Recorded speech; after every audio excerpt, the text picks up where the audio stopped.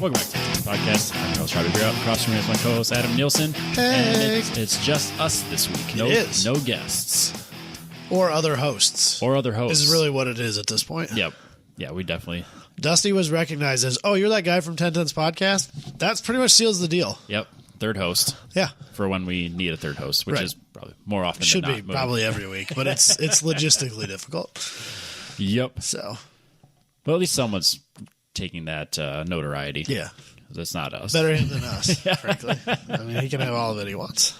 So. Yep. Robbie. I see that. I got stuff in the mail. You got stuff in the mail a long time ago. Not only did I get stuff in the mail, but it's literally my favorite thing I've ever received. Yeah, we'll jump right into it. Like, there's no point in even small talk. Well, it's kind of hard if you're on YouTube. It's kind of hard not to see it. You can move it forward a little bit. So, this has been a long time ago at this point. We were talking about in the Sunday Cup chat, which I don't know why I'm a part of, but I am, because I'm such an avid Sunday Cup competitor and advocate. Like, it's well, I'm not. You live I'm not and breathe not it. an advocate, but it's definitely it's my favorite group of people in Time Attack. That's fair, but it's my least favorite Time Attack class. That's fair, but it's definitely my favorite group of people in Time Attack. Yeah, that probably goes without saying. So I don't know. Yeah, I don't know. I'll probably get accosted. You're going to get flamed for that for sure. Fine. It's fine. But anyway, we were talking about our Lord and Savior Lucas Oil Stabilizer. Naturally. Because everyone who's owned a real high-class quality shitbox or a track car with oiling issues or a pickup loves Lucas Oil Stabilizer. And James Morgan apparently took that upon himself to search on Amazon, because this came in an Amazon package, and bought one of the famous Lucas Oil Stabilizer displays that every parts store in the country has had on their countertops since I was 8. I haven't seen one in a while. Now that it's sitting in front of me, I was like, I used to look at them all the time because they were always sitting on the counter. For those that are not in the know, which is literally nobody who listens to this podcast, this is one of those deals where you spin the dial, and one side has plain motor oil, and the other side has allegedly 80% motor oil, 20% Lucas Oil Stabilizer, and you see how much more sticky it just sticks to the gears. The oil is. Yep. It's honey versus water. I think it is honey and oil.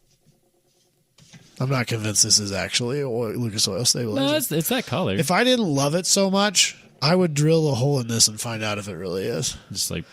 But I adore this thing. Katie did not fucking get it. But I was school child giddy when I opened this. Which is honestly why I'm surprised that it took so long for you to bring it on the show.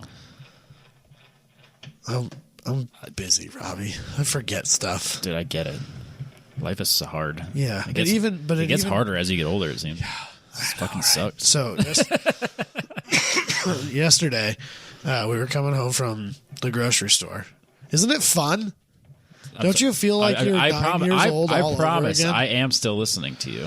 So we were coming home from the grocery store, and there was some lady walking her giant, insane, fluffy dog that I just can't imagine. Like a Newfoundland? Yeah, it was black, but it was like hairy, like poofy hairy? Yeah, poofy hairy, like a Newfoundland would be, but it was all black. Whatever kind of dog that is. Newfoundland. It's that size, for sure. Like a bear. I mean, it's like up to my hip size those dog. dogs are awesome. And I don't know, 60 pounds of fur probably, at least, on a 100-pound dog. Yep. On top of that, just massive. A horse of an 6.5 feet tall when he's standing up. Awful, Robbie.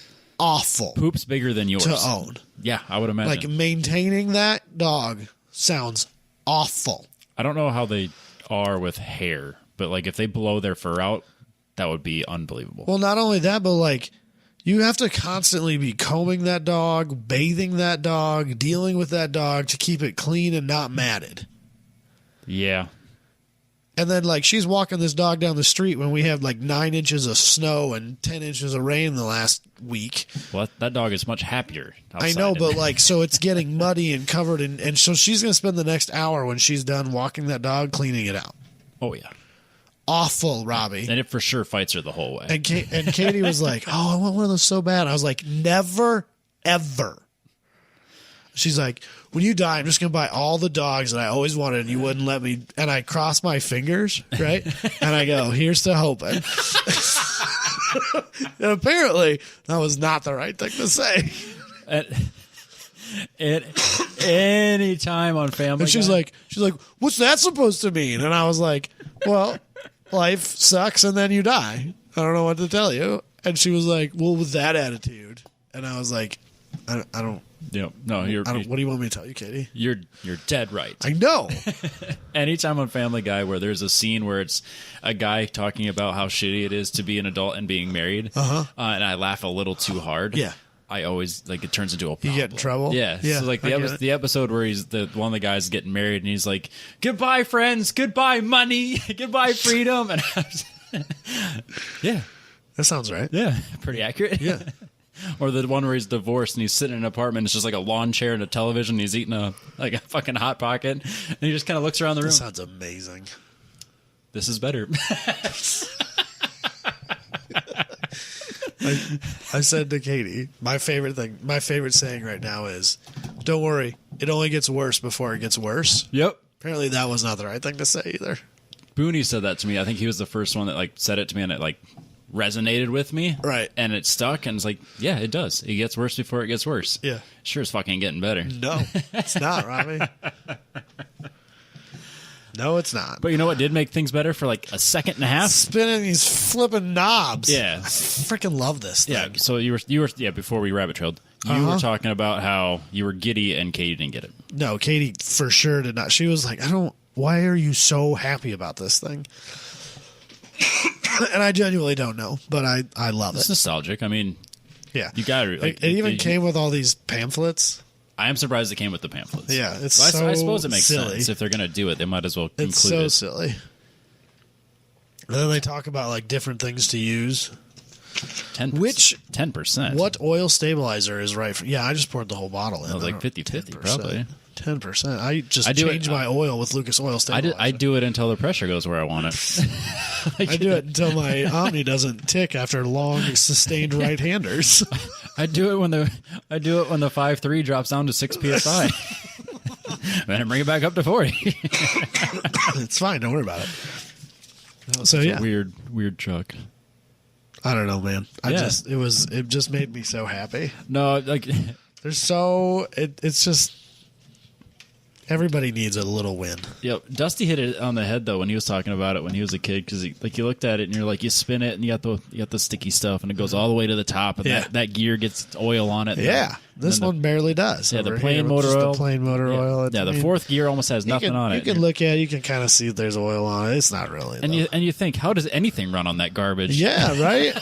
This must be that stuff Robbie used to run in his LS. The first time, yeah, that full synthetic, eco-friendly, gas-saving stuff. What was that? Was that a Valvoline? No, a Mobil 1. A Mobil 1. It was just a regular Mobil 1 synthetic, and I didn't really know the importance of having a race-specific oil. Yeah. I learned. Yeah. So it's funny to laugh now, but it wasn't so funny then. No. It was a high mileage used engine that clearly been abused its whole life. Well, it did come out of a Camaro, a 4th gen Camaro. Yeah, and a guy that was into drag racing. Yeah. Well, street drag racing type person. He thought he was a drag racer. I don't know if he'd ever been to a track, but no, probably not. He's sure liked to talk a big game. Yeah. So. It's going to spin this. Oh, I hit the button. Damn it, Robbie. I hit it with Buy my elbow. Lucas Oil Stabilizer. I do. I can't, this is always in my toolkit, in my box of things that I bring to the track or on the shelf in the shop in case of emergencies. I remember when I first got the Omni and I took it out racing and I found out that long sustained right-handers, you'll start to get a valve train tick in the top of the end of the motor. Uh-huh. And so I just started putting some in and I was like, I don't know how much to put in. So I just put the whole bottle in because I don't fucking know. It's over here overfilled with oil then too. But the tick didn't. The tick went away, Robbie. So what you're saying is you fixed it and that's all that matters. And so now, anytime you change the oil, you also add a full bottle of Lucas Oil Stabilizer. I probably lose like 12 horsepower by doing it, but at least the motor doesn't blow up. It doesn't blow up, and that's fine. So it's fine. Yeah, that 5.3 on the Avalanche lasted, because I remember driving back from Hallett, and I'm still not convinced there wasn't something else going on, and I wasn't truly losing pressure. Right. Because the engine always sounded fine. Like, it literally never made a noise, like, no issues whatsoever. But, like, as I'm driving, I can sit there and just, like, the longer I drive, the pressure would just kind of drop. And, like, before you know it, you're at, like, 10 PSI going down the interstate, and, like, everything seems fine. Like, idle's fine. Like, you pull over, and, like, nothing's, like, the engine sounds great. I don't trust it. So is your oil pressure sensor dying I had changed that. I had, because I know like they would get like there was a filter that would go below it. Okay. But that would get clogged sometimes, and like that would fuck up your readings. Okay. But like it fully swept. So like when you started it up, it would go over I don't know about 60 or whatever PSI it was, and then it would once it warmed up a little bit, drop back down to 40. Yeah. And it would stay there. But it was almost like the engine would heat soak as I'm driving, and so like after like 4 hours of driving, you would see it tip down to like 20, 15 PSI, and then it was just like, well, fuck, this thing's going to explode. Right. But a little bit of oil stabilizer helped get home from Hallett, and then I traded it in on the Silverado. But, right. So it's somebody else's problem. Do you remember the S10? The way that I knew that I had ran it low on oil and I needed to add more again, which was like weekly, was that when I turned, I don't remember which direction, like just even at a regular corner, at a regular intersection, that the oil pressure gauge would dip real low and then come back up when I straightened out. And that's how I knew I needed to add oil to the truck. Oh, shoot. Yeah, she's low. Better add another 2 quarts every other week or so. I mean, you never have to do an oil change then because it's constantly getting fresh. Never change the oil. Not never. I changed the oil the first couple times that in the time frame that I owned it. Yep. But then it just went downhill after that. It got bad. It got less reliable. I'm very seriously trying to decide if I'm going to resurrect it or if it just needs, like, if it's too far gone, like too rusty. Oh, is it really? And I just need to let it go. I'm afraid the cancer may have gotten it. I couldn't remember if it was rusty at all or not. It was not that. It was. I think there was maybe a bubble or two when I first got it, but I drove it through 2 winters. Yep. And by the time I stopped driving it, the cancer had gotten fully a hold of it. And now it's just sitting in my driveway. Eroding away. Yeah, just slowly getting lighter. And so I don't know if it's really worth spending money on to save, or if I should just throw a motor in it, pull the turbo kit off of it, and just drive it that way because it's going to fucking rust away from me anyway. I mean, you could just take it to try to find a clean one. Take it to the ION Racing Chop Shop and have them do the body work for you. I've thought about that too, honestly. It needs cab corners. Yeah, I think I remember it. It's really what it needs the most. Sure. Is cab corners. Don't they just sell like a kit for that? Yeah.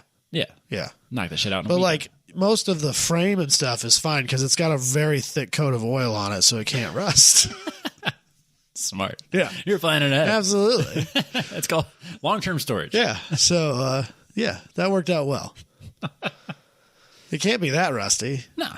It was practically coated in oil. Houghton undercoated. Yeah, basically. Yeah, what else? I think that's all he does is just take used oil and brush it on the bottom of people's cars, probably. That's all there is to it, really. Yeah, I think that's what it is.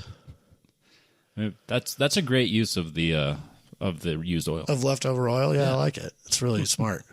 I noticed at AutoZone now, when you bring in used oil, first they make you give you your cell phone number or your account number because they used to just let you bring it in and then be like, here's 20 gallons of oil. Yeah. No, now you can only bring in I think it's 16 quarts is the most you can bring in. At a time. Okay.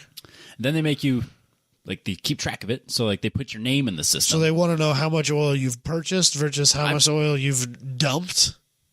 Well, they don't sell the oil I want. So, I only get the... But I bet you that's what they're doing. Then they ask me if it's just oil. I was like, how the fuck do I know? There's a little bit of water and antifreeze in it. What do you want from me? Okay, I don't shit boxes. I'm sorry. Well, what did I just do the other day? Shit, what did I do? The truck. On the truck, I changed the temp sensor on the truck. Okay. So I had to dump the ATF out of there. So I have one that's like just ATF now. And I was like, Okay. They ask questions now, and they track it. So I just have one of those like oil pans that has a spout and a plug. Yeah. And you just drain the car into that, put the plug in the, because it just drains all of the center, right? And then it goes underneath. And then you just take that. But I don't take gallons out. I take one oil change of it. So I wait until I have like four jugs, and then I bring the jugs in. No, I just bring that little oil change pan thing. Oh, I don't do that. Every time I change the oil. Well, because I don't have that. I got the lift, so then it just goes into the the professional style. Fancy, Robbie. So one thing I hate about the Pacifica is that it's remarkably lower than than the Element was in the front. Yeah.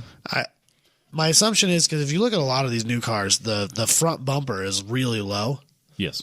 And my assumption is that they're trying to keep air. Mm-hmm. They're trying to manage air underneath the car to increase fuel mileage. Most likely, yeah. Lower drag, increase fuel mileage. I get it. I've spent enough time on the Professional Awesome Facebook group. I get what they're trying to do. But it makes it really hard to change the oil in your driveway. Yep. So that's awesome. I got a lift. I don't know. Yeah, whatever, Robbie. But anyways, thank you, James, for getting Adam this awesome This is gift. going to stay here. So people who watch the podcast know that I'm very fidgety. Who watch the podcast, like on YouTube, I'm always fidgeting. Yeah. So now I'm just going to sit here and spin these things all the time. Yeah, one of these days I want to make you set your phone over there and just go a whole episode of that. No, I don't even do anything on it.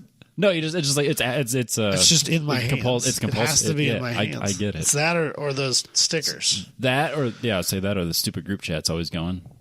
Well, I don't really look at it though. Like it's right now. It's set on do not disturb and silent. Yep. So if it's sitting here and somebody texts me, it won't light up. Oh. Unless I tell it to. Sure. Which you will. No, I mean I just sit here and Fidget. hold it, flip the silent switch back and forth, and feel it vibrate in my hands. I don't know why. I'm a crazy person, Robbie. I got to do something.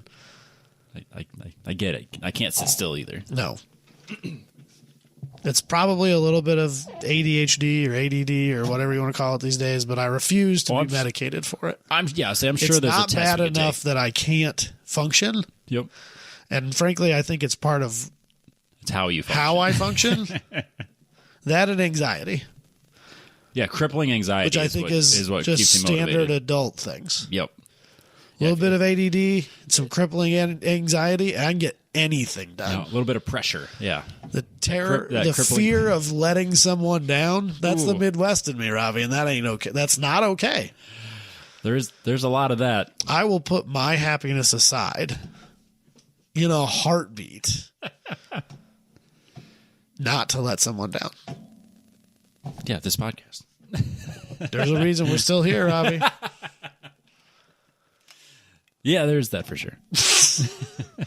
Fuck the fans. I'm just saying. Bunch of assholes. Yeah, ungrateful. Every last one. Ungrateful. Yeah. Yep. All they do is argue with me about everything. Well, it's nice. It's nice to be reminded that I'm wrong once a week. Yeah. About that. Yep. Anyways. So, Robbie. Yeah. You did a thing. Two things. No one cares about the 350Z anymore. No, I'm not talking about the Z. Okay, good. We don't want to talk about it. So we have way more important things to talk about. So, not last week, but the week before. On a Thursday.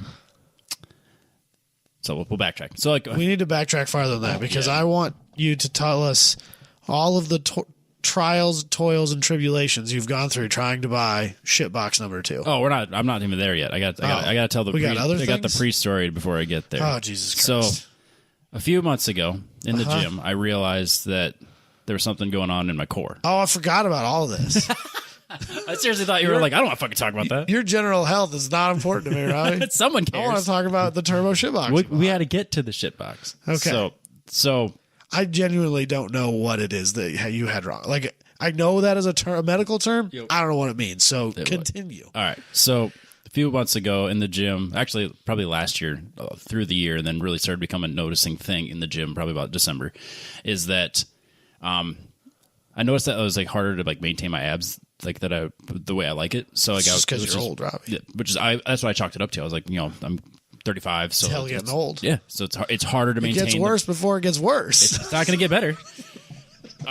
So I kind of put an emphasis that core workouts were just going to be kind of like the warm up for all of my other workouts. So every day that I go to the gym, I start with a small core workout, and then I focus on whatever the day's focus is that day. Okay. So basically I just do abs every day, right? So December, I'm starting to notice like it feels like there's something pulling from the inside, like at my belly button. Are you pregnant? No. Are you sure? Pretty sure. Okay. Or if we did, we took care of it. So I don't know if you can do that, Iowa. I went to South Dakota. I have no idea. I don't either. But anyways, clearly it's not a concern of mine. Nope, not at all. I have 2 children, but yeah, I felt like there was like a weird pulling sensation, like it was pulling on my belly button from the inside, and I couldn't explain it. It just like I chalked it up. I was like, okay, maybe I've been working on this, so maybe my abs are sore. Maybe it's just like a weird nerve thing I've hit, and it never got. You're just getting old. Maybe I'm just getting old, so I didn't think anything of it, and it got worse. And then it got to the point like I'm in the gym. I'm just like, man, my fucking belly button hurts. This is weird, right? And so like I ignore it for like 3 months, right? So as one does.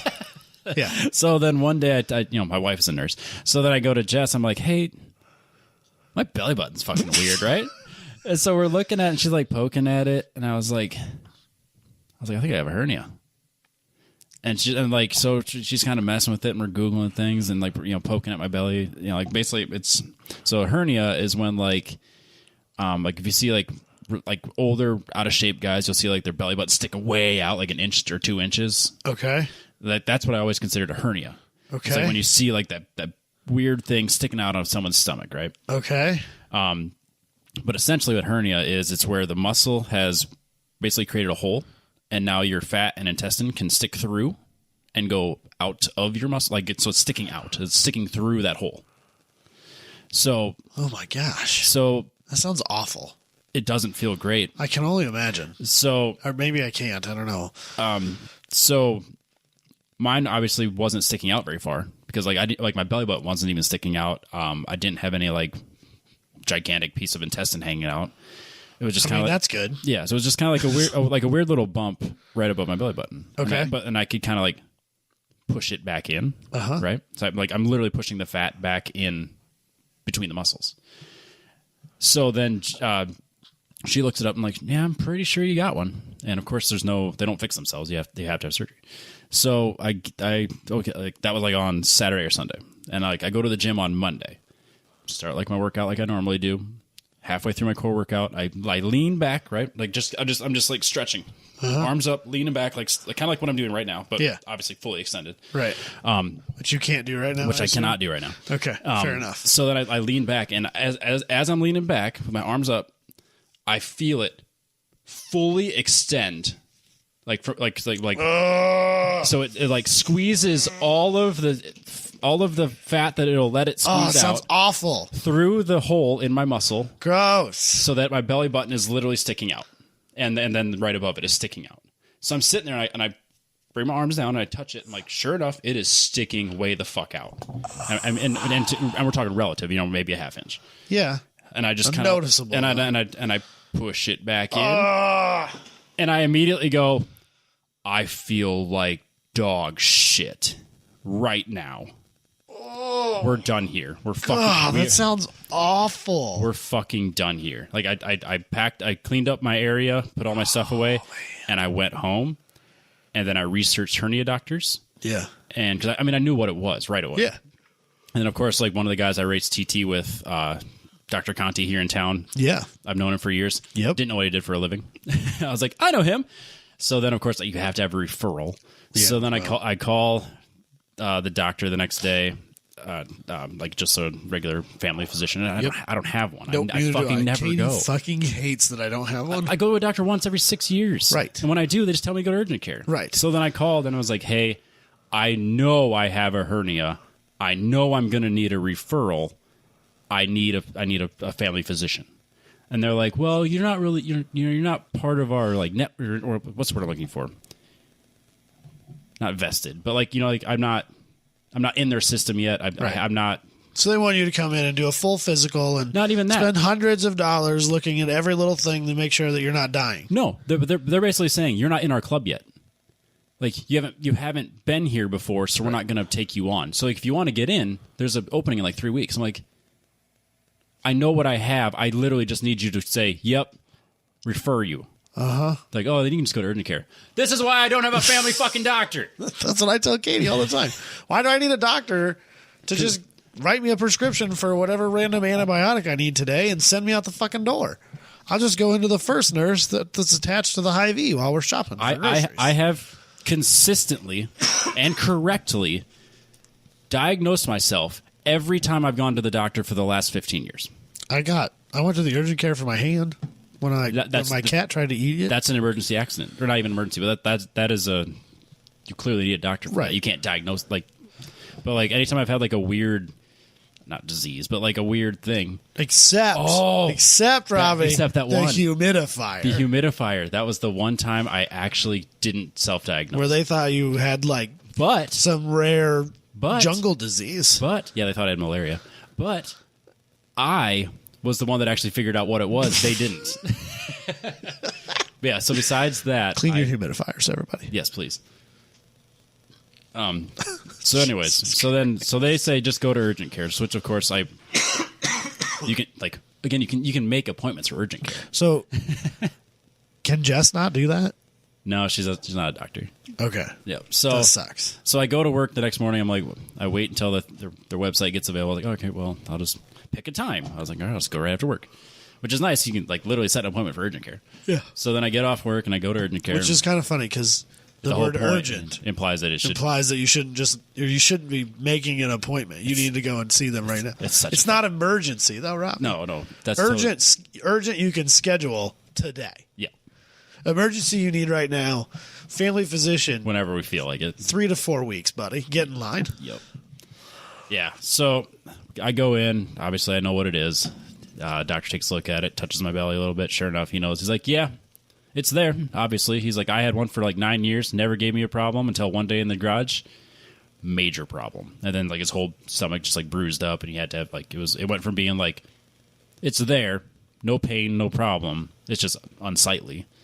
Until one day, just like bruised his whole stomach up, and he had to have surgery like immediately. Now I'm terrified that I have a hernia, so that's awesome. Thanks, Robbie. Yep. So of course he confirmed. I'm just over here sticking my finger in my belly button, making sure it's still where it belongs. Yep.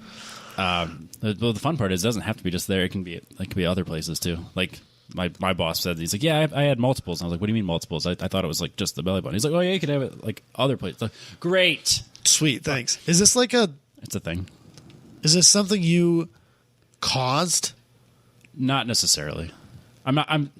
It's one of those things that I don't think I would like. Was when I stopped going to the gym, the pain kind of stopped going away. Like it wasn't maintaining anymore because it was just like I'm not working those muscles. I'm not stressing that area. So is this something you think you've had for a few years? Probably. And you haven't been. It almost like again. I'm far from a medical expert, but I want to say it's like it's always there, and then like you can do things to make it more of a problem. So like and become a problem. So like I think had I not been active in the gym, I probably could have gone more years without noticing it, or maybe ever. Because like even once I stopped, like by the time I went from having a problem and feeling shit like all day to taking like 2 weeks off from the gym. And just kind of not really doing anything, just kind of basically being lazy. By my standards. Yeah. It's great, isn't it? Yeah. So then, like I wasn't in quite so much pain, but when I would push it back in, I'd immediately would feel awful. It was like this is my I feel awful button, and if I push it, so like you're sick awful. Just like like my whole body just felt off. Like I felt like run down, almost like a hangover. Like I just felt shitty. I just felt really shitty. And then, of course, you have that weird nerve pain. I for sure have one. That weird nerve pain. I feel shitty every day, so it must be a hernia. You have to have a hernia. Yeah, probably. But like then you have the weird nerve pain from where that muscle is, like where you're pushing that fat through. Right. So, yeah, of course, he tells me, he's like, yeah, it didn't bother me for 9 years. And I was like, mine's bothered me clearly for like 3 weeks, and I'm sick of it already. Like, I'm not fucking doing this. No. So then I went in, he referred me. Of course, they're not in network.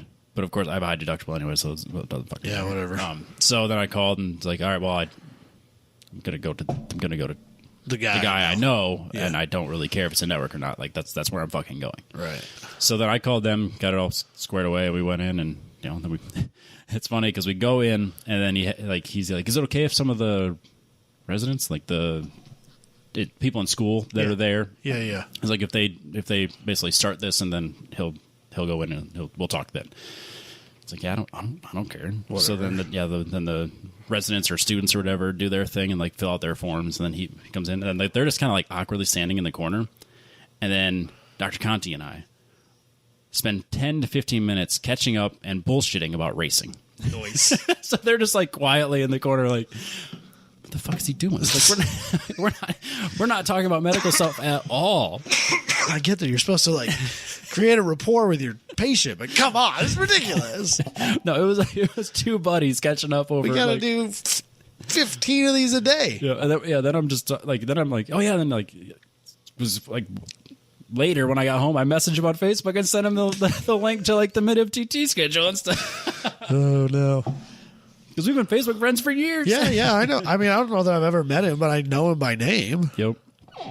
But yeah, so then of course, same thing is just like, basically touch my belly, has the students all touch my belly, and they're like, see, it's right there. Like mine's not very big. Like it doesn't stick out. It's not obvious. Like you can push it and move it and whatever. Oh, so crazy. So then he's like, yeah. Well, he's like, and then of course, obviously we've been talking about racing. He's like, so when's your first race? And I was like, well, my first race isn't until June, but I'll do some test days, and then I got a TT in May. So I'll be in the car probably in the next month or in the month or so. And then he goes, okay, let's do it as soon as possible. Thanks, man. Gosh, love that guy. Yep. So he got me scheduled for like literally the next Thursday. We're working this guy in. Okay. Yep. It was funny. She's like, what time is available? I was like, I don't know, literally the next one. She's kind of looking at the schedule. She's like, how about next Thursday at 10:30? Yeah. That sounds great. I'll see you in 3 days. That's great. The sooner the better. Yep. I don't think you understand. This is awful. Yeah, he goes, he mentioned some guy's name, and I go, I didn't recognize it. And he's like, yeah, I did his hernia like 4 weeks ago. He's racing a Sebring this weekend. Oh, we'll be fine. If you can race at Sebring, I can race anywhere. We'll be fine. Then of course I had my surgery. So by the time anyone's hearing this, about 2 weeks. So felt great. Went in, just a normal anesthesia. Just of course, as your friends, we bid you farewell. Yeah, I said my goodbyes. I assumed I was never coming back. Exactly. I definitely made sure to work your wife up before I left the last time I was here. So it was, I feel like I said something about like, it was nice knowing you, Robbie, or some shit like that when I walked out the door, and she got really mad at me. Yep. So that's good. There are two things that I like. Well, one thing I would really like to say, and it's always, people don't just die at the racetrack. And Jess really doesn't appreciate that because people sometimes do, in fact, die at the racetrack. Yeah, and absolutely. There's a documentary that just came out on HBO called Lionheart. Okay. It's about I can't think of his name right now. The most recent IndyCar driver to die. Oh. Yeah. Fuck, it's on the tip of my tongue. But anyways, I haven't watched it yet. Okay. But I want to. Mm-hmm. She will not watch it with me. It's probably better that way. For sure. But leading up to the surgery, I kept saying things like, people don't just die in the operating room, Jess. Yeah, people always wake up from anesthesia. Yeah, no one has any problem in surgery. No, ever. But anyways, like I don't really stress out in those situations. No. I think at the end of the day, there's literally nothing you can do. If there's going to be a complication, there's nothing you could have done differently to prevent it. Nope. So there's no point in getting worked up about it. Nope. It's just going to happen or it isn't. Yep. And if it does happen, you aren't going to know. won't be my problem. Right. Exactly. That's what I have life insurance for. It's fine. Yeah, it's whatever. No, I mean it went super smoothly. The worst part about it was I couldn't eat anything from midnight on. So I basically stopped eating at 10 p.m. the night before. Right. So like woke up in the morning with a headache because I slept in a little bit from my normal schedule. And then So like 7:15. yeah, basically. So I really slept in. Yeah, absolutely. But I couldn't have any coffee or breakfast. So You like drink water at least? nothing, literally fucking nothing. So I went from 10 p.m. the night before and like woke up in the morning with a headache. I'm like, fuck, I know how to fix this, but I can't drink a coffee right now because that's like fucking having withdrawals of caffeine. Right. So then by the time we're getting in there, getting everything, getting ready, they're getting, the IV and shit going. And of course they're kind of running behind. So like I've literally gone through an entire IV and I was like, the last time I had surgery, I was paralyzed from the waist down from the anesthesia stuff because it was emergency surgery on my leg. Yeah, but you were like 17. But anyways, I had to piss so bad that like the worst part about it was that I was in so much pain, but my dick didn't work. Like so they bring me the urinal and like everybody leaves. I'm like, okay, come on, just pee. Relax, body. But like yeah, I couldn't do it, and like I remember the stomach pains from that was just unbearable. Yeah. So like we're like a half hour behind schedule. I've already gone through an entire IV basically, and I'm like, can I pee before we do this? Thinking like I don't want to do that again. Yeah. But yeah, they kept asking me, like, how are you feeling? I was like, I feel like shit. Let's get this going. I need a coffee. I'm tired. My body is like, hey, bro. I'm starving, and I haven't had a coffee yet today. Yeah. So yeah, went back there, did the anesthesia, and like was just chatting with the nurse or the anesthesiologist, whatever it was. I don't know who they were actually, but the next thing I know, I'm awake. They are bringing me water, crackers, and a coffee. Noise. Immediately feel better. Noise. Feel fucking amazing. You needed some shower shock, Robbie. That's what you needed. Caffeinated soap Oh, that would work. that you absorbed through your skin, allegedly. Oh, interesting. Absolutely had a bar of that when I was younger. Don't know if it helps or not. Probably not. Still really cool. I mean, I try it. Shower shock. Shower shock. I wonder if it's still a thing. Oh yeah, for sure. But so then surgery went fine without a problem. Had my coffee, felt great. Felt fucking fantastic by the time I got home. Probably because the anesthesia and the painkillers were still working really well. And just went home, watched Iowa State win their Big 12 game, and then sit on Marketplace, as you do. As one does. And I found a shitbox that I wanted. Yes. So you found like 6 shit boxes that you've wanted. Yeah, so leading up to this, we talked about the multiple focuses that were ripped away from you. Yep. We talked about the RAV that was ripped away from you twice. Yep. And then, did we talk about the X90? I don't think we ever talked about the X90. So I don't remember talking about the X90. No, we didn't. So we did. E-Man sent me an X90, a Suzuki X90, which are adorable little cars. Crossover SUVs, whatever you want to call them. I don't know what you would even call that. It's a crossover SUV. Oh, excuse me. It's like a little 2-door thing. They're Targa tops? Yeah, they're Targa. Are they Targa tops? Yep. It's really a car. It's like when someone lifts a Miata. It's kind of like that. It's kind of like that, yeah. It's kind of like tiny. That. Are they 4-wheel drive? Some of them are, yeah. Some of them are? Okay. Yeah, so E-Man sent me one that was about an hour from his place. They're kind of rare, aren't they? They're not super common. Yeah. And I've got, it's one of those like when you see like the 100 worst cars ever made, this one's It's always one of those things that rare does not equal valuable. It's not valuable, but for whatever reason, this car has just like grown on me. Oh, dude, it's adorable. I love it so much. 2-door SUVs are the best. Yep. So E-Man messaged him and said that asked for a handful more pictures because like he asked me. I was like, yeah, dude, do it. I'll pay you and you just go get it. Yeah. And I'll pick it up when I go to Ohio. Absolutely. So E-Man messages him and the guy sends him a couple pictures and a walk around video. Yeah, I remember that. And then E-Man messaged him and asked what time he'd be available on Saturday. Uh-huh. And the guy blocked him.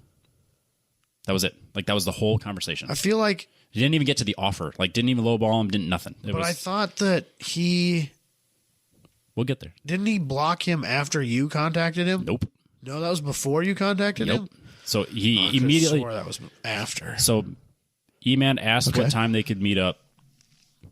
Yeah, I remember that. And then he blocked him. So then I messaged him and said, hey, Emmanuel is the guy that was just messaging you. I'm the one that's actually buying the car. I'm obviously very interested. He lives in Columbus. He can be there on Saturday. This is not like any sort of scam. Like, here is my fucking cell phone number. Right. Like, I'm not here to lowball you. I legitimately want this car. I'm willing to pay the $2,500. Right. Like, unless it's a rusted out piece of shit that you don't show in your pictures, which it wasn't. I don't think it was, no. I will pay you exactly what you're asking for it. Yeah. No questions asked. Yeah. Immediately blocked me. Didn't even respond. No, he did. He said, this feels like a scam. And that's right. I think he's the scammer. It was fucking weird. I'm convinced he doesn't actually have it. So then Sarah, E-Man's wife, messaged him and said, hey, not a scam. Jess messaged him, hey, not a scam.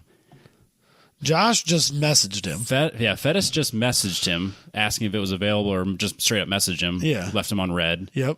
He left them all on red because I think he eventually read Sarah's and Jess's and never responded. Did Tommy messaged him as well. You reached out to Tommy, didn't you? Yeah, because I was to that point. I was like, well, now he needs now a thumbs up. Now he needs a thumbs up question mark. Yeah, it's a fucking game to me now. So then Tommy messaged him as well, and Tommy was gonna basically go through the whole thing as if he had no idea who E-Man or myself were. But when it finally got to that point, he was gonna give E-Man's cell phone number, right? And then E-Man was gonna be the one to show up, right? Never made it that far. He eventually left Tommy on red as well, and then we finally all. I don't know how many of us reported it. Oh, a bunch. Like 6 or 7 of us all reported him. And I think Josh even said it to his brother, who then reported him as well. Yes. I reported him. I did. I think our whole group chat, except maybe Jubei didn't, probably, because he's not on Facebook. That's fair. Yeah, at least 6 or 7 of us reported that sure. as an ad of him not willing to sell. Yeah, not actually being interested in selling. It was fucking weird. It was literally the weirdest interaction I've ever had on Facebook Marketplace. I feel like you gave him too much information. Probably, didn't he ask you? Like, this is not in Iowa. Yeah, that's because he's and that's where you started to give him that information. Yes, because I said I was interested in the car, and then he's like, I'm in Ohio, you're in Iowa." I was like, "Yes, Emmanuel, the one that just messaged you, is the one that's actually going to pick up the car." Yeah, however you want me to fucking pay, we'll figure that out. Right, I can send him money. He can bring cash, Bitcoin. Right. I don't give a fuck. We'll figure this out. Yeah, not a scam. Right. Which made no sense to me. It was like, if the money is in my hand, I don't give a fuck where the car goes. Right. I'll leave the title blank. Just get it the fuck out of here. People are just paranoid about the dumbest stuff, though. It's so weird. Yeah. So weird. Yeah. Yeah. So obviously I didn't get the X90, which is really too bad. Yeah, it is, because it's adorable. It's a wild little car. So there was a fit. There was a local fit. But we don't want fits. Fits are boring. Everyone has a fit. Yeah, they're not cool. I said it. If I want to be like everybody else, I just get a fit. I wanted an X90. All that Fits does is lead you to becoming a Honda fanboy and buying your wife an Acura Integra. Not doing that. You don't want to be that guy. I don't want to be that guy. Nobody wants to be that guy. Yeah. No, I mean, there was one. Actually, there was 2 fits here locally that were reasonably priced. Yeah. Good shape. Would have been fine. Right. That's it. They just would have been fine. Yeah, I don't know. They would have just been a car. I just wasn't into it. I was just like, whatever. So right. I saved them just in case I finally got to the point. Because I want a manual transmission car to drive every day. This has gotten out of hand at this point. Yeah, I've tried. You're like 0 for 5 at this point. Yeah, it's getting out of hand for sure. Yep. So while hopped up on painkillers while watching Iowa State, I messaged this guy about a 2015 Sonic RS. Yeah. And I've always kind of liked them, especially the RSs. I thought I just thought they were kind of neat cars.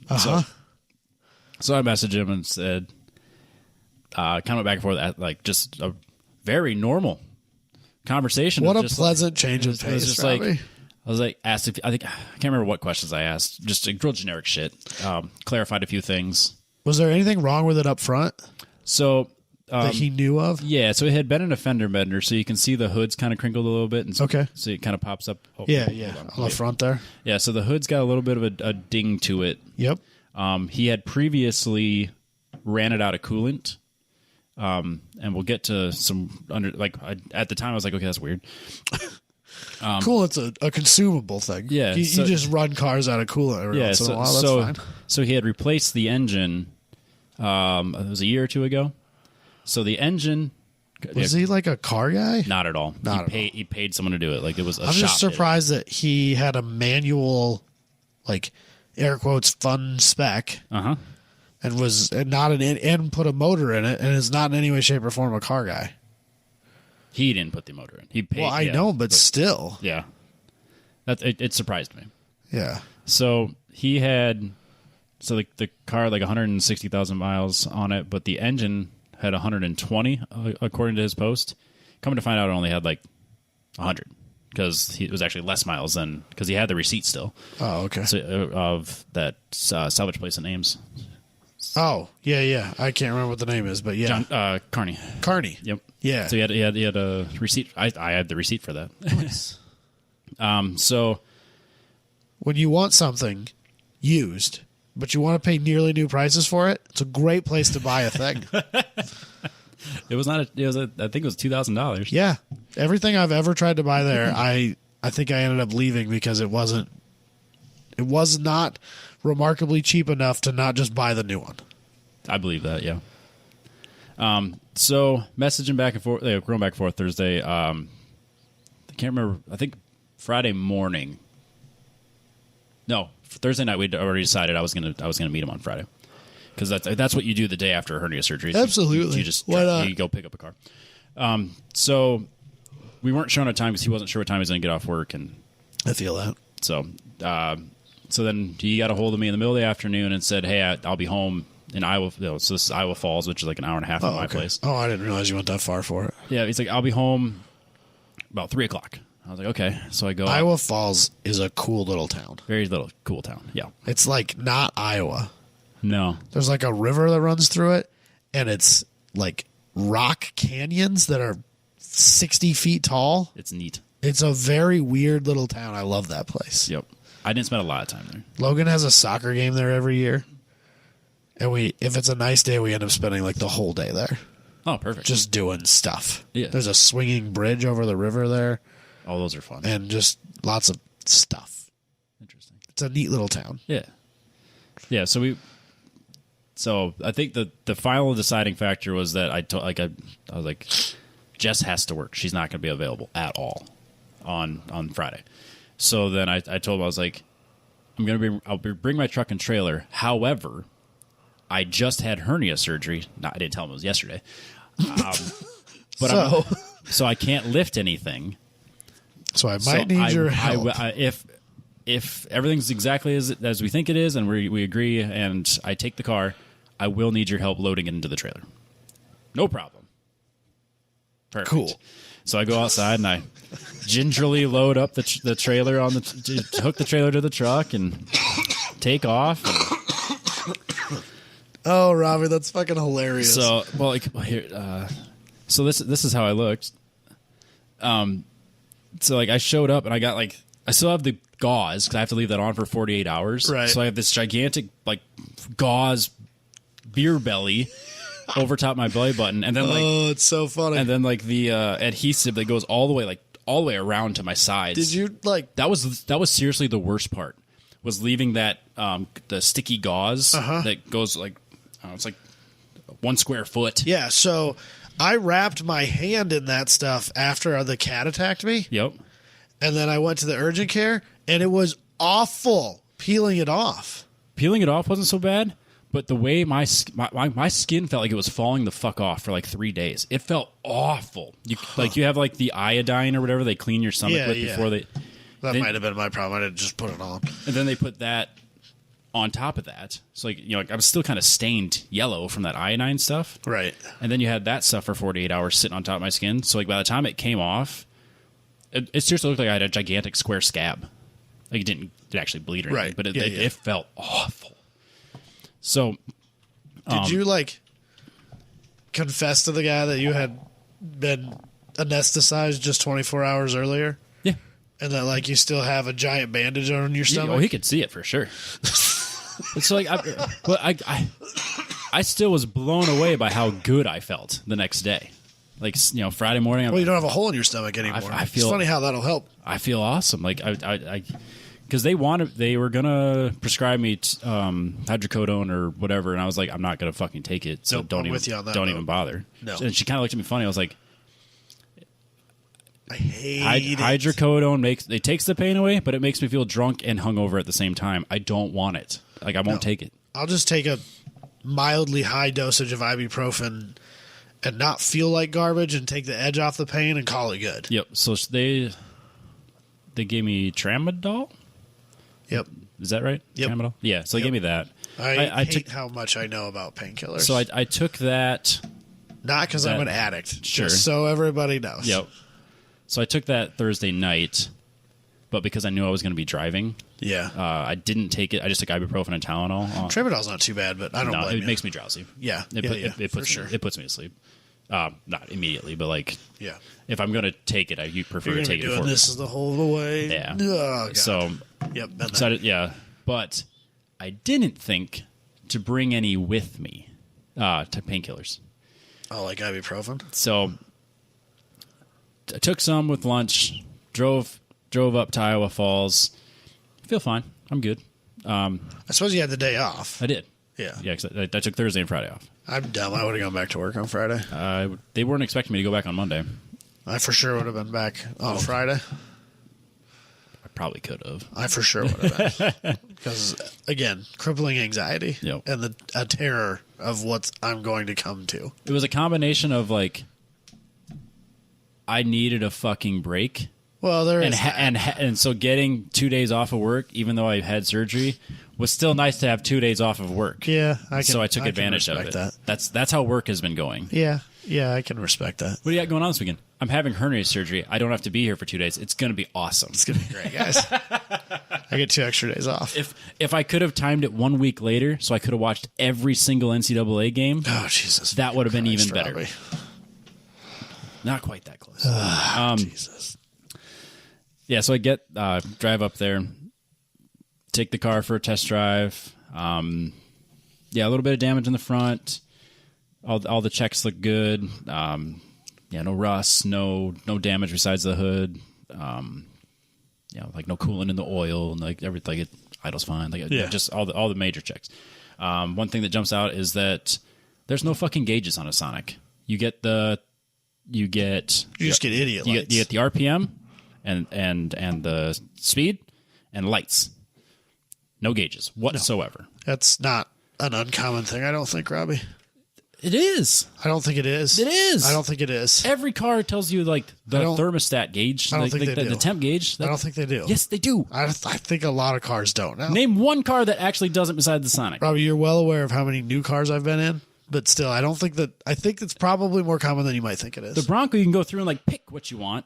The Edge, you could pick what you wanted. All of Chevy's gives you oil pressure and temperature and like. But I bet you, I wouldn't be surprised if a lot of these little Econobox cars don't give you all that stuff. Okay, maybe in the Econobox they just give you idiot lights, which would probably explain why people have like complain about these overheating is because they don't know until it's too late. Yeah, and so we'll get there. You need a gauge pod, Robbie. I already got one. So. Of course you do. We'll get there. Why wouldn't you? So I took it for a test drive. I was really happy with it. Biggest thing that jumped out, the interior was pretty trashed. Not trash, but like just kind of gross. Like just wasn't well maintained. Like there's like it was like he had taken like a slushie and just kind of like squeezed it and like it went everywhere. Like, I mean, it cleaned up real nice and like it was fine, but it was just kind of like, why is this car so fucking dirty in here? Oh, yeah. And he clearly smoked in it all the time. Like it smells. God damn it. So it smelled like a shitty hotel room. Yeah. Motel room, not hotel room. Right. Absolutely. So that and then at one point had tried to cover it up with black ice air fresheners. So it kind it had like black ice kind of smells all right, but then you're like, but it also smells like a shitty motel room. Why do smokers always go to the black ice? Because it's the strongest smell. Is that what it is? I think so. It's the coolest smell. They always go for the black ice. Yep. So, yeah. Besides that, no big deal. Yeah, I was really happy with it. I drove it for all the errands I ran on Saturday and Sunday. Drove it to work on Monday. Drove it to Winterset to register it on Monday. Tuesday night, I drove it to work on Tuesday. Tuesday night, I noticed that there was like a little bit of coolant below it. So I'm like kind of messing around, looking at things, and sure enough, there's a bit of a leak where the hose meets the plastic water outlet that goes to the head, where the temp sensor goes. Yeah. I was like, all right, well, so I kind of like adjust, like loosen it and adjust it, and kind of like redo it, and that just made it worse. So, shocked. So shocked, Robbie. So then, at that point, I'm like, all right, well, I'm clearly I already planned on getting a temp gauge. Yeah. All right, so now I'm gonna replace that hose because that needs to be replaced. I'm gonna replace the plastic water outlet with a metal water outlet. Does somebody make one? Oh yeah, lots of them. Okay, like they're everywhere. Okay. So then I'm looking at it, and like a super common thing is that these overheat. And the thermostat's plastic. Yep. Everything's plastic. Which is not everything. Which I don't like. Which is my Audi was that way too. It was awful. So I ordered the metal, which of course shows up and it's missing like the plug that I need. Yeah. Because the OEM one doesn't fit. So I had to like go and get another one and like return the original. It's like I'm like a week behind already. Because it's tomorrow the last parts show up, so I should be back in business. But so yeah. I got just a regular, just a glow shift gauge that fits perfectly right next to the dash that tells me my temp. Got that installed. Got the aluminum water outlet installed. What temperature do you think the thermostat from the OEM opens? 180? 220. 220? It doesn't begin opening until 220. What? Which means when the thermostat or when the idiot light turns on, it has to be comfortably over 240. Yeah. Did you put a lower thermostat in it? 206. I mean, that still seems really high. The ZZP Performance, like they're the they're the people. They're the people. Yep. Their performance thermostat was 206. Okay.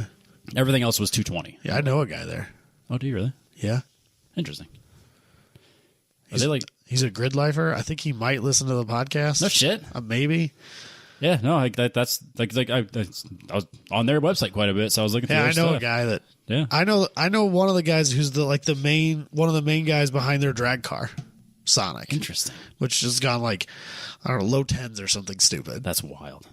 But yeah, no, it's like 600 horsepower or something stupid. That's so fun. Yeah, it's like they had a 206 thermostat, so I got that. Okay. But yeah, like no wonder they fucking overheat. They live at 220. That's probably why they don't have a temp gauge, because everyone would freak out. Dalton's Corvette lives there too. It's fine. Ooh. No, he fixed that. I mean, not for a long time. Yeah, that's why it blew up. No. It didn't help. It had nothing to do. That motor had like 2 hours of runtime on it. Oh, that's right. Had nothing to do with it. Oof. Yeah, that had a whole lot of problems. Yeah, turns out he shouldn't have fixed it. Yeah, it was fine the way it was. Yeah. But yeah, so spent again shortly, like within a week of having hernia surgery, cleaning like a headliner isn't the easiest thing in the world. Smart. Just like that extension just doesn't work. Yeah. But yeah, kind of deep clean the car. Does it smell better? So since it's been sitting in the shop, it's been sitting there with the doors open the entire time. So that's helped get a lot of that out. But I did buy one of those bio bombs is what they call it. Yeah. So I got that, and I haven't put. You basically, it's like an Alka-Seltzer. So you put water in it, and you put tablet in it, and then you let that sit in there for like overnight or whatever. Yeah, you close it all up. Yeah, I assume it creates like an ozone inside the car and kills off the odor. I don't know. I'm guessing that's how it works.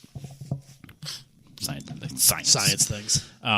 Or it doesn't work at all. No, this is. I'd be very interested to know. We can talk about it next week, but yeah, I should know by Friday. Yeah.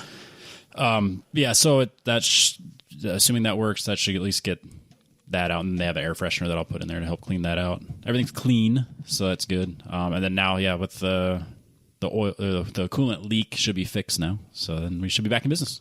I mean, it ran great. I was, I drove it every chance I got up until I noticed that leak. Did you buy a blow-off valve yet? No, because it's a recirc system, isn't it? It takes a whole. So it's probably really hard to put. It takes a whole effort to make it a thing. So I don't know if they make one for this car, but Forge used to make like a combination recirc blow-off valve. I want to say they do. And I bought one of those for the Audi. Okay. It was like the only modification I ever put on my car. Yeah, it was not cheap. It was like $350 or something. Totally worth it though. It was one of those like I wanted to get it so that it's back to like let's just find driving out. it. Let's just make sure I don't like put a bunch of money into it and have it like grenade itself or something. Realize you hate it or something stupid. Like be like the fucking Mini Cooper. Right. Yeah, so it was just like I replaced like the wiper blades were shot, so I replaced those. He had taken the rear wiper blade off, like the whole thing. Just like they sound like the actual motor was still there, but he had taken like the actual mounting bracket and just like he's like, I thought it looked like a minivan, so I threw it away. I was like, but I need that. So I thought it looked like a minivan. So I had to order like the whole wiper assembly. Taking the wiper off doesn't fix that problem. I know it doesn't. It's the general shape of the car. I know. Also, who cares? I don't care. But yeah, so I mean it's got heated seats, leather. Oh man, it's so uptown, Robbie. It's nice. And then so my gauge goes right there, so I can see it through the steering wheel, right next to my. Gosh, it's nice. Yes. Huh. So for being my shit box, it's actually really nice. I just need to get the engine so that it's not leaking coolant. The thing. There's two different kinds of shit boxes. Sure. There's cars that are shit boxes, but they're not like shit boxes. And then there's shit boxes. Yep. You can own a shit box that's not a shit box, but you're not getting the full shitbox experience. No, because even the Focus didn't truly give me the shitbox experience. No, you have not lived the shitbox experience until you put 2 quarts of oil in your car every other week. No, I'm definitely not doing that. And things like that. Yeah. If a car doesn't take 15 minutes to explain to someone how to drive it, it's not that bad. No, it definitely doesn't have that. It's not that bad. If you can just hand the keys to somebody and go, here, drive this car, you're doing it wrong, Robbie. You're doing it wrong. Yeah, because I mean, I think that I just don't have it in me. Whereas, like, if I see something wrong, I fix it. Nah, bro. So, because like even the Focus too, like, I had been driving it, and except for the air conditioning, it's a luxury. That being said, if the AC goes out on this, I'm gonna fix it. Oh, Jesus. But like on the Focus, I had been driving it, and it like had gotten clunkier over the winter, and I didn't think anything of it. I was like, hey, because the wheels and winter tires I have on it are actually run flats, because that's just they were super cheap, and I mean they fucking suck, but it's just, they're awful.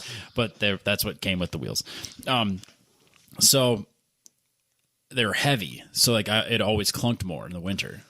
So I was like, it's gotten worse though. So like when I was swapped over back to the summer tires before my surgery, because I knew I wasn't going to be lifting wheels for 4 weeks. Turns out you shouldn't have done that. Yeah, no, it was fine. I just drove the truck. Dude, I got 5.5 inches of snow on Friday.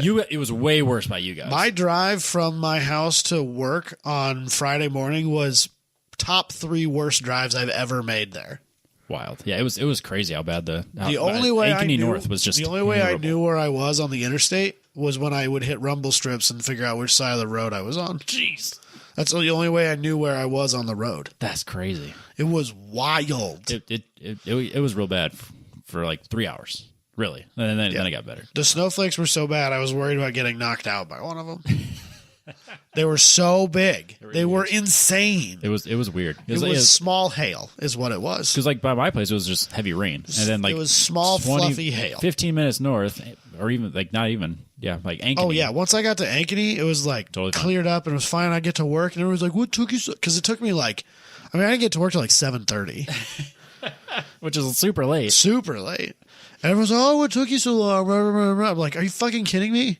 Look at I'm covered in snow. Insanity. Yeah. I did 35 miles an hour the whole way here. And I was passing people. Oh yeah, I'm just sure. Blitzing them. Yeah, so when I was swapping those wheels out, I was like shaking things on that side of the suspension. I was like, okay, this is loose. I think, okay, maybe it's a wheel bearing. I was like, no, that ain't right. Then I noticed that like one of the bolts that holds the upper control arm in place, that bolt, I don't know if it's ever been tight. Maybe ever. Like, because like the nut was all the way to the end. Was that front or rear? Rear. Yeah, it is. I never did it. Oh, but that car has always had a clunk in the back. Oh, yeah. It's always had a clunk in the back. No, honestly, it looked like it's lived that way forever. I thought that it was sway bar end links. Because the other thing is that car is like weird. Is like it does have a weird shimmy to it. Because I replaced the struts and it still does the shimmy. Yeah. But part of me didn't want to fix that. I get it with the sway bars because it's very lift off oversteery in the rain, and a better connection to my sway bar in the back not going to help that problem. Not at all. Not at all. Nope. So I just like, who cares? Fuck it. It's probably safer this way. It's fine. That's what I told myself. That's what I tell myself too. Clearly not. You fixed it. No, I didn't fix that. It still does that. But but you're going to fix the bolt thing. I thought it was all part of it. No, so the bolt had been clearly unthreaded. Like not just like unthreaded, like as if you had finger tightened it because it has a lock it's got a lock on it. Yeah. But it was like I hate those things. It was like it had been threaded on just enough that the nylon was touching the threads so it didn't come off. Right. But there was still like an inch between the nut and the actual where it needs to be tight. So did you just tighten it up? No, because it was so worn the fuck out. Oh, okay. It was like you could move it back and forth. I bet there's an 1/8 inch of play. Is there supposed to be a bushing there and the bushing's gone? Nope. So I just took that bolt out and I found a 12 millimeter bolt, like from the what do we call those? The suspension part where you rotate them and then it kind of like you can change your camber with it. They came off the Z. Yeah, it came off the Z because I have just locked in place because I have adjustables now. Right. But that bolt was like the exact right size, diameter size, and length size. I was a little long, but whatever. So I put that in there, and now it's story of my life, Robbie. Happens all the time. Yeah, just constantly. a little too long. A little too long. Yeah. But yeah, luckily it didn't bottom out. Yeah. Yeah, so I fixed it, and so now it doesn't clunk. But that's all the further. You're not living shitbox. That's all the further I was willing to go, though, Adam. That's all the further I was willing to go. No, because if you wouldn't have had that bolt, you'd have bought one. Probably. Yes. You'd have fixed it right. I wouldn't have ordered the OEM part. Instead of just being like, well, you know what? It's been this way for how long, and I haven't died, so I'm just going to move on with my life. No, because once I realized how worn out it was, that had to be thrown away, and just another bolt had to be in there. It's fine. Yeah, that fixed that problem. No. Just in time to maybe get rid of it. But at the same time, it's like, well, I can't really get rid of it. It's not costing you any money. That's what I said. It's one of those things like, it doesn't hurt to have it because like I'll eventually need it. And it'll bail me out. Yeah. Like it has. So, it can sit outside. Jesus Christ, Robbie. Yeah. No, I got my shitbox Sonic, and I really like it, and I'm having a lot of fun with it. Once I get it running, or once I fix the the coolant leak, then I'll have a lot more fun with it again. And now that I can keep track of my temperature gauge, I can't believe 220. That's insane. It's insane. That's so hot. I assume it's because of gas mileage, but yeah, it doesn't open the thermostat till 220, which is fucking insane to me. That's crazy. Yep. But I think that's a thing. I'm sure it's a thing. But like, that would make sense. Like, as soon as something goes wrong, like your plastic pieces break, and it's not pressurized anymore, and now you're already living at 220. Everything's boiling. Of course, it overheats. Right. Yeah.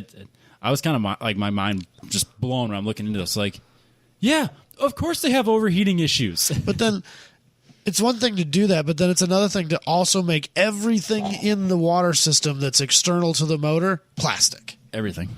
Literally everything. All of the hoses, all of the elbows, all of the bullshit is just hard, brittle plastic that fails when it has too many heat cycles. Yep.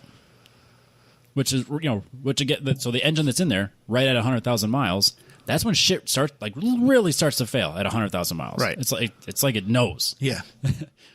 So, yeah. The one on my Audi that pissed me off the most was the dipstick tube came up between the runners for cylinder 2 and 3 on the exhaust manifold side, because the exhaust manifold was on the front of that car. Yep. Or no, it wasn't. It was the other way around. It was the intake manifold that was on the front. But it still gets hot. Yeah, sure. Comes up between the two, between the intake runner for 2 and 3. And one time when I was changing my oil, I actually doing proper car maintenance. Yep. And I went to put the thing back in, and I missed it just a little bit, and it broke the dipstick tube in half. And now I can't drive the car. Yeah. And then you can't just get it either. No. It has to be like custom ordered from Audi. No, I don't remember who I bought it from, but someone made an aluminum one. Oh, okay. And I was like, I'm never doing this again. Yeah. Buying that. Yup. But then I have to have it shipped to me. And this was 12 years ago now, Robbie, because it was that long ago. Yep. And so 2-day shipping wasn't a thing without paying an absurd amount of money. Yep. So the car just sat for like a week waiting for my dipstick tube to show up. Because I was actually trying to do the right thing. To do the right thing. I was actually trying to take care of my car for once, and that's what I got for it, Robbie. That's where I'm at right now, because it has been a week, because everything was supposed to be here last Friday. But it wasn't your only car. No. That you were still paying on. Correct. we don't need to go down that road again. I hate that car so much. Yeah, because everything was supposed to be here on Friday and Saturday, and it wasn't. And then the water outlet housing was missing one piece, so it's like, well, fuck. Now I got that be here tomorrow. I feel like I have unfinished business with that car. Oh yeah, because I never got to do anything with it, and you should have. Yeah, and I want to. They're so cheap. They're so cheap, Robbie. They're so cheap. They're Sonic money. I know. You could have like a Sonic or an Audi TT, and like you spend $1,000 up front on all the shit that I now know. Oh yeah. And it's all fixed. Uh-huh. Because now somebody makes an LS coil pack conversion kit. Yep. And you just mount them up over off the side on the firewall and run their extension to it. And it's easy. The coil pack issue goes away. Yep. Which was a huge problem for me. Oh, that reminds me. We'll get that. And then, like, you just get rid of a couple of vacuum tubes and get a tune and tune that shit out of there and get rid of all that hard plastic bullshit that leaks. Yep. And rock solid. Yeah. You're ready to go. I believe in you. I believe that I believe you can do this. I'm not ready for it, Robbie. But I am. I know, but I'm not. But you are. But I won't. But you might. I'd rather have the S10. That's fair. Once you hear, every time I go to my dad's house and I drive that S10, I'm like, man, I fucking love this stupid little truck. Yeah, I get it. I mean, it's the best. Just driving the Sonic manual transmission. It's got a little tint on it, though, doesn't it? Yeah, he's got tint in the rear. Then he also has tint across like a window bander, like a windshield banner. I think the front windows are a little tinty, too. Yep. Everything's tinted. That's too bad. I don't like tint. I do. I like tint. I can't see very well in the dark. The problem is he's got limo tint on the back. Yeah, of course. So you can't see a fucking thing behind you. Go. No, I'm not changing it. But G2G, Robbie. Nah, it's fine. It's fine. Actually, it's nice at night because guess where the headlights go from the trucks? I have terrible night vision, though. Oh, I do fine. Actually, it's worse because I hate driving with the Focus at night because there's literally no tint. I know, it's great, isn't it? So when I'm behind it, or when I'm right in front of a 2024 Chevy Silverado, those fucking floodlights go right to the mirror. Yeah, and that's way worse. There was some car, I think it might have been the Focus, where I figured out that if they're right behind you, you just kind of like hug the rumble strip side of the outside of the lane. Yeah. And then you could adjust the driver's mirror so that it would reflect right back into their face. I swear it was the Focus. I believe that. And then they either go around you and like balls out as fast as they can because they're pissed off at you, or they give you some space. One of the two. Okay. I'll try that next time. You got to slide over enough that it catches that headlight is shining right in the mirror, and then you just a little bit up, and bam, right in their face. Fuck you. Yep. You can practically see their face light up. It's the best. I will pay attention for that. I think it was the Focus. But yeah, well, your coil package story reminded me because I knew there was one other thing or two other things that I did. Saturday, I got done driving it. And as I pulled into the driveway, it gave me like a flashing check engine light. I was like, God fucking damn it. Multiple misfires. Fucking God damn it. Hell yeah. Yeah. Turbo car things. Yep. So I pull in and, to check, and it says random misfire, P300. Yep. Or P0300, whatever. Been there. So I And I know, like, I looked into it a little bit, and I know the coil packs fail on these. They're not very expensive. It's like $60 for the whole thing. Right. 'Cause it's like one assembly. It's like, oh God, so stupid. Yep. You can't replace one at a time. It's all of them. It's one. It's just it's one. It's one coil pack that has 4 plugs on it. So then, but like, it was like when we drove the Rav back from Detroit that one time. It just felt it was super down on power and like and chuggy. Yeah. It reminded me of that, and I was like, I bet these are the OEM plugs. Yeah, they were. Oh God, 100,000 miles on those plugs. Yeah, I didn't think about that. So, new spark plugs, new coil packs, no problem. Huh? Yes, I knew buying a car with over 100,000 miles that there's going to be maintenance that shit. Yeah. Like, so like I knew the first month was just going to be me like fixing things that should have been fixed a long time ago. Right. I know that. I'm fine with that. So yeah, the fact that I wanted to drive it every day, but I also wanted to get everything fixed. So we're getting there. And then the spare engine that he had from the one that he locked up or whatever he did to it, I obviously couldn't lift it, so he drug it into the trailer, and then so this. Do you have another motor? Yeah, but it's probably just gonna be scrap metal. But yeah, but it's hilarious to me. I have the original motor. Yeah. Jesus. So there's a couple of guys over in the Iowa region, SCCA, that run like E-mod and D-mod cars. Sure. There's that little Jeep. Oh, yeah. And like the Lotus 7 replica and stuff like that. And they use these little turbo motors. I knew that they were kind of a common swap. I don't know about a common swap, but common enough. I think it was one of those deals because, like, if I remember right, I'm going to draw my really old solo rulebook knowledge, but I think that was one of the classes where your power or your weight is based on your displacement. Oh, sure. So you want the smallest motor that makes the most amount of power. Yep. And I was going to say it's 1.4 liter that makes 135 horsepower. Right. Well, you put a bigger turbo on it, crank it to the moon, and you can make 200 horsepower with it in a car that only weighs 1,200 pounds or whatever those things weigh. Yeah. Because they're just little tube frame chassis with aluminum panels bolted to them. Mm-hmm. And yeah. Yeah. Well, I suppose most of those classes, like, it's your displacement. I don't remember what the rules are specifically for the mod class, but I know, like, where I was in my Omni, your weight was your displacement without the decimal point, basically. So if I had like if I have like a 2.2 liter motor, I could weigh 2,200 pounds. Okay, that makes sense. And then you had to like add 200 pounds for boost or whatever it was. Makes sense. Fun. It's a fun rule. Yeah. So if you have like a little 1.4 liter motor, you can have a car that weighs 1,400 pounds. I love it. But then you got to figure out a way to make enough horsepower. Well, apparently these are the ones that some of those guys are using. Interesting. Yeah, I mean, I didn't. This wasn't the the shitty Ecotech, and because I know there's some like the one we had in Equinox was hot garbage. Yeah, but this is a different. It just needed a few things, Robbie. It's fine. You've been talking to Joe too much. I haven't though. I mean, I want to. Oh, he'll for sure tell you bought the worst car ever. I know because literally everything is bad. Yeah, any mechanic will tell you that all cars are shitboxes. Right? Yeah, all cars, every one of them.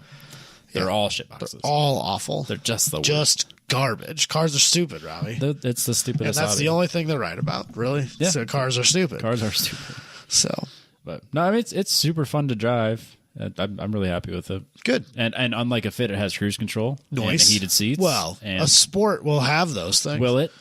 But a Sport will have cruise, but I don't know that you can even get leather, let alone heated seats in the older Fits. I would imagine the GK, the newer one, would have stepped up to that level by now, but I don't know. Then again, you can't get heated seats in a Type R, apparently. What? That's why Josh bought the Integra instead of the Type R. Oh, interesting. It's because you couldn't, or maybe it was a SI or whatever it was he was looking at. Sure. That's why he went with the Acura instead of the Honda version, is because you couldn't get heated seats in it. That's a fair thing to do. I don't fault him one bit. Of all the things I judged on him for that decision-making process, that wasn't part of it. No. That I left off the table for sure. Yep. No, I was just kind of pumped. Like I get it all done, and I like turn the key on, and my gauge turns on. I was like, oh yeah, I know what the fucking temperature is now. I can monitor that. Yeah. It's just so stupid. I'm just tickled pink that you're in a GM shitbox Econo box. It makes me happy. I'm happy. Like I'm like, again, it was like It's like the younger, slightly distant Cavalier cousin. Kinda, yeah. And it just makes me happy. Well, it's like you getting this thing. I was unnecessarily giddy about like taking this out. Like, I get to drive my manual transmission's car today. Hell yeah. Hell yeah. It makes turbo noises. They're not very loud ones. They're real quiet. They're real quiet ones, yeah. But I mean, that was like just like one thing too. Is like you got to put a hot air intake on it, Robbie. That'll make louder turbo noises. There's one for sale. There's a guy that bought one and then sold the car and has a brand new one on Marketplace in Omaha right now. It's in Omaha. I'm not gonna pay $300 for one to come here. That's what they cost. It's too much. What does he want for the one in Omaha? $150. You're gonna spend half that in gas, though, Robbie. No, I'd have to already be there. If it's still available when I go there, then I'll buy it. How about that? I don't care enough. Like, again, I want to be driving it more than 3 days before I really start pouring money into it. What if I go to the zoo soon? That'll probably do. Yeah, that'll have you do it. Okay. All right, we might have to make that happen. I'd be fine with that. Yeah. No, it's a brand new one, like Morgan. No, not Morgan. Oh, it's actually one of the nicer ones. Like it's actually like it's literally a $350 intake. Like it might not actually be a hot air intake. No, like I mean, they all are, but to some extent, yeah. They're either hot air or a water intake, one of the two. Yeah, so I mean, or a little bit of both. But it is one of the nicer ones. So it's like I saved it. So if it is available next time I'm in Omaha, I'm definitely reaching out. Huh? Yeah, I do want it to be a little louder because I mean, it has like I don't know if it's the stock exhaust, but it has like a kind of a sportier exhaust. It wouldn't shock me if that's one of those that like doesn't even have a muffler on it. It does. Like it's got like a little fart can thing on the back. You need a Pops and Bangs tune, Robbie. No. Yeah. No. Yeah. I don't need to be that obnoxious. As much as I make fun of those people when I hear them, you're kind of jealous. I kind of want it. I get it. I kind of like it.